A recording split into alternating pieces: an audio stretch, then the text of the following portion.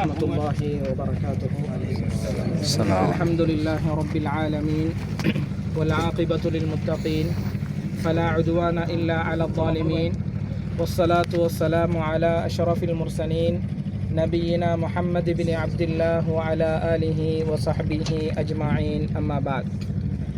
அன்புக்குரிய சகோதரர்களே, அல்லாஹுடைய நல்லடியார்களே, இஸ்லாத்திலே ஃபர்லு கிஃபாயாவான ஒரு கடமையை நிறைவேற்றிவிட்டு எங்களோடு ஒன்றாக இருந்த ஒரு சகோதரருடைய ஜனாசா தொழுகையிலும் அதை தொடர்ந்து இடம்பெற்ற ஜனாசா நல்லடக்கத்திலேயும் கலந்து கொண்டு விட்டு இந்த இடத்திலே ஒன்று கூடியிருக்கிறோம். அல்லாஹும் மஃபிர் லஹு வர்ஹம்ஹு. இந்த சகோதரருக்கு அல்லாஹு தஆலா அவருடைய முழுமையான பாவங்களை மன்னித்து இந்த மறுமை வாழ்வுக்கான தயார் நிலையை சரியானதாக அவருக்கு ஆக்கி சுவன பூஞ்சோலையை வழங்க வேண்டும் என்ற பிரார்த்தனையோடு, அன்புக்குரியவர்களே, அல்லாஹுடைய நல்லடியார்களே, அல்லாஹுடைய தூதர் ஸல்லல்லாஹு அலைஹி வஸல்லம் அவர்கள் ஒரு ஜனாசா நல்லடக்கம் செய்யப்பட்டு விட்டால் முதலாக எங்களிடம் செல்லுகின்ற முதலாவது விடயம் இஸ்தக்ஃபிரு லி அஹீக்கும், உங்களுடைய சகோதரருக்காக நீங்கள் இஸ்திக்ஃபார் செய்யுங்கள், பாவ மன்னிப்பு தேடுங்கள், அவருடைய பாவங்கள் மன்னிக்கப்படுவதற்காக அல்லாஹ்விடத்திலே பிரார்த்தனை செய்யுங்கள்.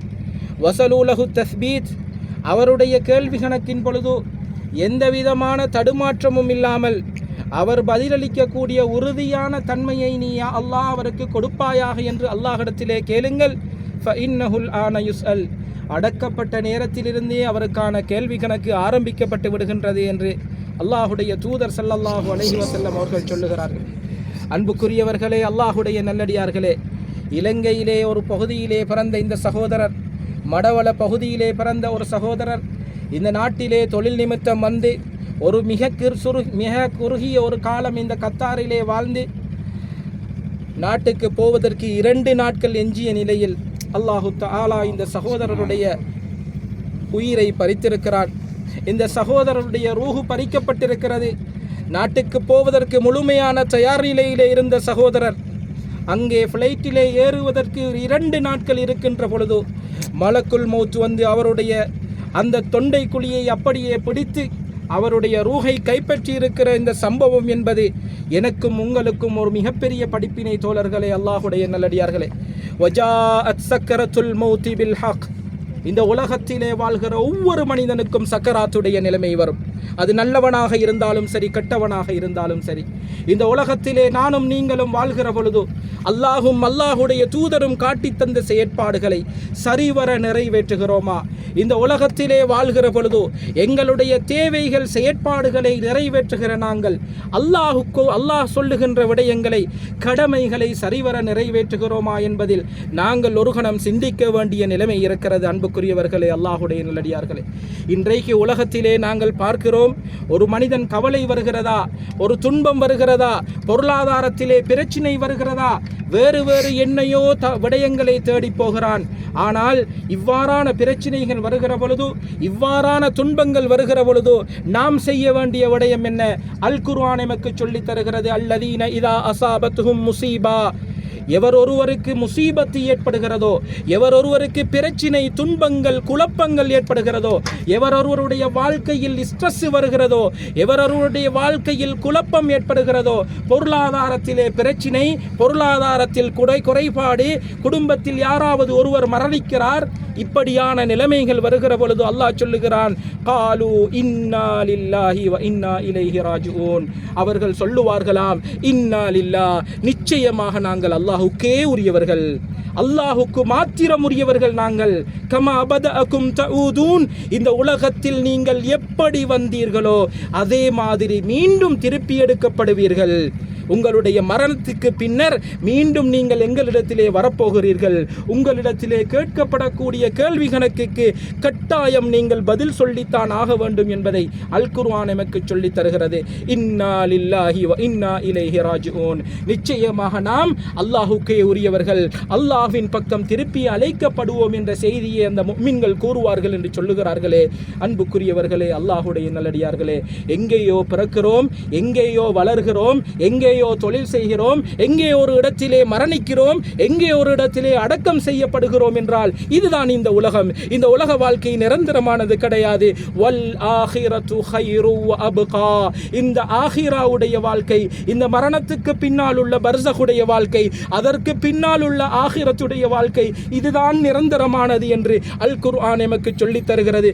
அல்லாஹ் சொல்லித் தருகிறான். அன்புக்குரியவர்களே, அல்லாஹுடைய நல்லடியார்களே, 2 பிள்ளைகளுக்கு தந்தையான இந்த சகோதரர், 2 பிள்ளைகளுக்கு தந்தையான இந்த சகோதரருடைய குடும்பத்தின் நிலைமையை நானும் நீங்களும் சிந்திக்க வேண்டும். இன்றைக்கு அவர் மரணித்திருக்கிறார், நாளைக்கு அவருடைய குடும்பத்தின் பொருளாதார நிலைமை, நாளைக்கு அந்த குடும்பத்தின் அந்த மனைவியுடைய நிலைமை எந்த அளவுக்கு மிக மோசமானதாக இருக்கும்.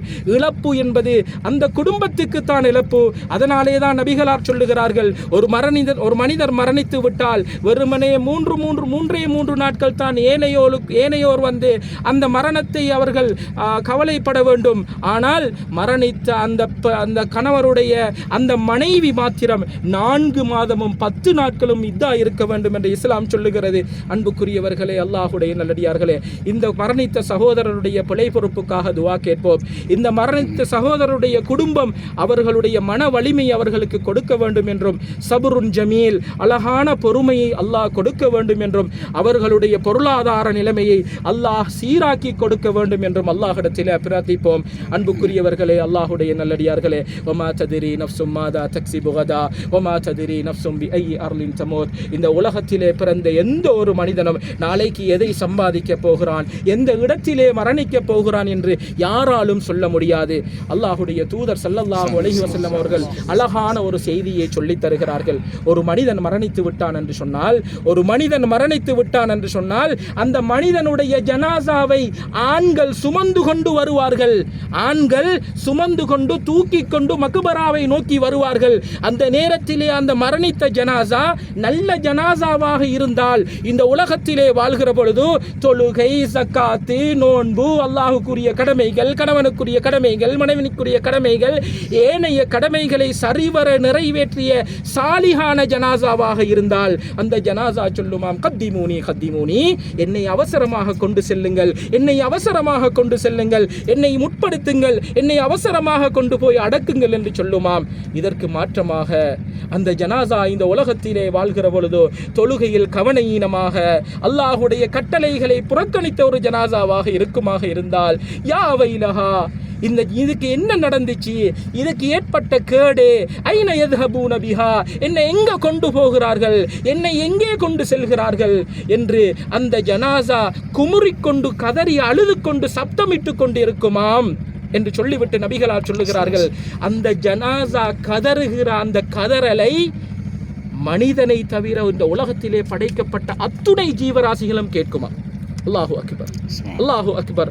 அல்லாஹுடைய தூதர் சொல்லுகிற மிக முக்கியமான விடயத்தை பாருங்கள். மனிதனை தவிர ஒட்டுமொத்த ஜீவராசிகளும் அந்த கெட்ட ஜனாசாவின் கதறல்களை கேட்டுக்கொண்டே இருக்குமாம். நபிகளார் தொடர்ந்து சொல்லுகிறார்கள், இந்த மனிதன் இந்த கெட்ட ஜனாசாவுடைய கதறலை கேட்டால் அல்லாஹு அக்பர் மயங்கி விழுந்து விடுவான், அவனால் தாங்க முடியாது. அல்லாஹு அக்பர். இந்த உலகத்திலே வாழ்கிற பொழுதோ அல்லாஹுவோடு உள்ள தொடர்பை கூட்டிக் கொள்வோம். வெளிநாட்டிலே வசிக்கிறோம், தனிமையிலே ரூமிலே இருந்து கொண்டிருக்கிறோம், கூட்டாளிமாரோடு ரூமிலே இருந்து கொண்டிருக்கிறோம், சிலர் குடும்பத்தோடு இருக்கிறார்கள். இந்த நாட்டை பொறுத்தவரையிலே அன்புக்குரியவர்களே, அல்லாஹுடைய நல்லடியார்களே, நானும் நீங்களும் மிக அழகான முறையில் இந்த மார்க்கத்தை பின்பற்றுவதற்கு முழுமையான சுதந்திரம் எங்களுக்கு வழங்கப்பட்டிருக்கிறது. நேர காலத்தோடு எங்களுக்கு தொழுகையை நிறைவேற்றுவதற்கு எந்த தடையுமே இந்த நாட்டிலே கிடையாது. எனவே தொழுகையிலே அதிகூடிய கவனம் செலுத்துவோம். உங்களுடைய வாழ்க்கையில் ஏற்படுகிற அத்துணை பிரச்சனைக்குமான தீர்வு. உங்களுக்கு ஸ்ட்ரெஸ் இருக்குதா, தொழுங்க, உங்களோட ஸ்ட்ரெஸ் பெய்திரும். உங்களோட பொருளாதாரத்தில் பிரச்சனையா, தொழுங்க, உங்களோட பொருளாதாரம் சரி வரும். உங்களோட குடும்பத்தில் பிரச்சனையா, தொழுகையை சரிவர நிறைவேற்றுங்கள், நிச்சயமாக உங்களுடைய பிரச்சனைக்கான முடிவு வரும். இப்படி எங்களுடைய வாழ்க்கையில் ஏற்படுகிற அத்துணை பிரச்சினைக்குமான தீர்வு தொழுகையிலே இருக்கிறது என்பதை நானும் நீங்களும் மறந்துவிடக்கூடாது. அது மாத்திரமல்ல அன்புக்குரியவர்களே, அல்லாஹுடைய நல்லடியார்களே, இன்னும் ஒரு முக்கியமான விடயத்தையும் நாங்கள் சொல்லித்தான் ஆக வேண்டும். நானும் நீங்களும் வாழ்கிற இந்த கத்தார் நாட்டை பொறுத்தவரையில் ஒரு சிறிய நாடு. இந்த நாட்டிலே நிறைய பேர் மரணிக்கிறார்கள். இலங்கையை சார்ந்தவர்கள் மாத்திரமல்ல மரணிக்கிறார்கள், நிறைய நாட்டை சேர்ந்தவர்கள் இந்த நாட்டிலே மரணிக்கிறார்கள். மக்ரிபு தொழுகைக்கு நீங்கள் இந்த பள்ளி வாயிலுக்கு வந்து விட்டீர்கள் என்று சொன்னால் சில நேரத்தில் 13 அல்லது 14 ஜனாசாக்களும் ஒரே நேரத்தில் தொழுவிக்கப்படும். அந்த அளவுக்கு அல்லாஹு அக்பர் நியாயமான ஜனாசாக்கள் மரணிக்கின்றன. அல்லாஹும் மக்ஃபிர் லஹும் வர்ஹம்ஹும், அவர்களுடைய அனைத்து ஜனாசாவையும் முஸ்லிம்கள் அனைவரையும் அல்லாஹ் ஏற்றுக்கொண்டு அவர்களுக்கு பாவ மன்னிப்பை வழங்குவானாக என்ற பிரார்த்தனையை சொல்லிக் கொள்கிறேன். ஆனால் இன்றைக்கு நிறைய பேர் உண்மையிலேயே கவலையோடு தான் நிறைய விஷயங்களை ஷேர் பண்ணுறாங்க. சோசியல் மீடியாக்களில் நாங்கள் பார்க்குறோம், ஒரே நாளையில் அல்லது ஒரு குறிப்பிட்ட நாட்களுக்குள் இலங்கையைச் சேர்ந்த 3 பேர் திடீர் மரணம் என்றெல்லாம் சில பதிவுகளை போடுகிறார்கள். உண்மையிலேயே யாரையும் குத்தி காட்ட வேண்டும் என்ற நோக்கம் இல்லை. உண்மையிலேயே தகவல்களை சரிவர பெற்றுக்கொள்ளாமல் அந்த விடயங்களை ஷேர் பண்ணுறங்கிறது மிக மோசமான விடயம். அல்லாஹுடைய தூதர் சொல்லுகிறார்கள், கஃபா பில் மர்இ கதிபன் ஐ யுஹத்திஸ பிமா சமிஅ. அவன் கேட்ட எல்லாவற்றையும், அவனுக்கு காதில் கேட்கப்படுகின்ற விஷயங்கள் எல்லாவற்றையும் ஷேர் பண்ணுற ஒரு மனுஷனாக இருந்தா அவன்தான் இந்த உலகத்தில் மிகப்பெரிய பொய்யன் என்று அல்லாஹுடைய தூதர் சொன்னார்கள். தீர விசாரிக்க வேண்டும், என்ன நடந்தது என்பதை விசாரிக்க வேண்டும். ஒரு விடயத்தை நாங்கள் ஷேர் பண்ணுகிற பொழுதோ அதனுடைய உண்மைத்தன்மையை சரிவர விசாரித்து தான் நாங்கள் ஷேர் பண்ணணும். இல்லைன்னா அதை ஷேர் பண்ணக்கூடாது. உண்மையிலே எல்லோருடைய நோக்கமும் நல்ல நோக்கம்தான். இந்த கடைசியாக மரணித்த இந்த 3 ஜனாசாக்களுமே ஏதோ ஒரு காரணத்துக்காக, ஒன்று நோயினால் அல்லது மற்ற தனிப்பட்ட காரணங்களினால் சில விடயங்களை எங்களுக்கு ஓப்பனாக பேச முடியாது. அப்படியான விஷயங்களுக்காக அவங்க மரணித்திக்கிறாங்க.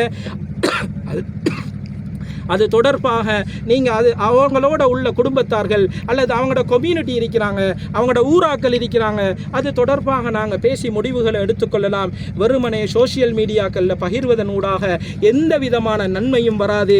மாறாக நிறைய பேர் மோசமான கொமெண்ட்ஸை அடிச்சுட்டு போகிற நிலைமையை தான் பார்க்குறோம். எனவே அந்த சகோதரருடைய ஜனாசா விடயத்தில் நாங்கள் பகிர்கின்ற சில செய்திகள் சில நேரம் எங்களுக்கு பாவமாக வந்து விடுமோ என்ற அளவுக்கு மிக மோசமான கொமெண்ட்ஸ்களை எல்லாம் இந்த கடந்த நாட்களாக நாங்கள் பார்த்து கொண்டிருக்கிறோம்.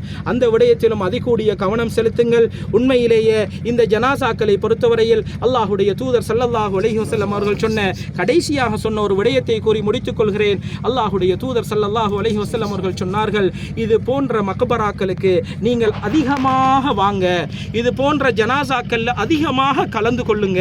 ஏன் தெரியுமா? குந்து நஹைத்துக்கும் அன் ஜியாரத்தில் குபூர்.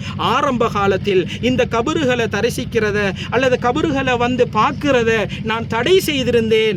ஆனால் ஃபஸூருஹா, அதை நீங்க பாருங்க, அதில் கலந்து கொள்ளுங்க, அதை தரிசியுங்கள்.